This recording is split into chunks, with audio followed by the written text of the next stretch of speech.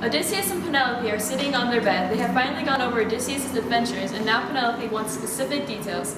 This is one of the first moments that they have had been alone since Odysseus has returned home. Penelope has finally accepted that it is truly Odysseus and not an imposter. She learns this through the test of her bed, which only her and Odysseus know about. Both are dressed in comfortable clothing, talking about his adventures on their special bed before they go to sleep for the night. Husband, I had missed you so. My heart mourned for your return like a dog mourns for his master to come home from a long day at work. A day that has no other company and spends his day in lonely silence, separated from the one soul he loves. Oh, dear Penelope, I have felt the same feeling. I have wanted nothing more than to be in your loving arms. So tell me, Odysseus, what took you so long to make it back to dear Ithaca? Which adventure kept you captive the longest? Well, thinking back, it must have been the clever and deceiving Calypso and Circe. Oh, the nymphs with the lovely braids. Relate to me the time you spent with them. Dawn, with her lovely braids and red fingers, rose many times while I was with each of them. Circe, oh Circe, how she turned my men into pigs. Now, Penelope, you must understand that the only way that I could turn my men back to human was to stay with Circe and befriend her to the point where she would let us go. Before entering her palace, the great messenger god Hermes gave me an herb that would make me immune to her spells, so I would not be turned into a pig.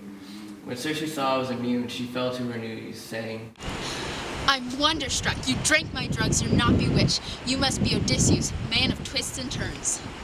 After that, she turned our men from pigs and willingly gave us food and shelter, then sent us on our way.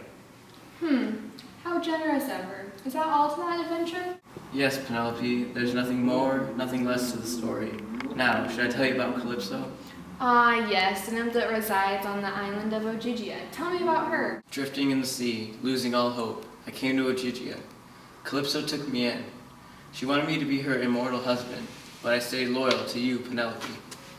My heart belongs to you and only you, and I made Calypso very aware of that. She kept me captive for years until Hermes came with the message to let me go.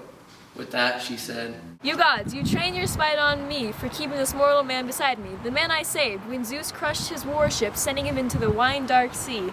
She was reluctant to let me free from the arching cave and lovely island. The island was thick with woods of alders, poplars, and cypress, which had babbling brooks and fields full of marvelous wildflowers. Vines outside the cave bore grapes, while inside Calypso's singing combined with crackling fire warmed any and all inside. Alas, this wonderful setting did not make up for the living in my own palace with my wife, so she set me free. My thanks go to Hermes for all of his help, and I'm so thankful to have you back home with me, and thank you for telling me about your adventure with the nymphs. Well, of course, I would only be honest to my loving wife. Oh dear Penelope, I have felt the same feeling for so long. Husband, I had missed you so. My heart mourned for your return like a dark... Am I going? Oh, okay. Oh, the nymphs with the lovely braids? Oh, the nymphs with the lovely braids. Relate to me a time spent with them. That the only way I could turn my men back to human was to stay with Circe and befriend... Okay. I'm wonderstruck. You gods, you train your spite on me for keeping this mortal man beside me. When Zeus crushed his the gods, you gods, I've hair in my...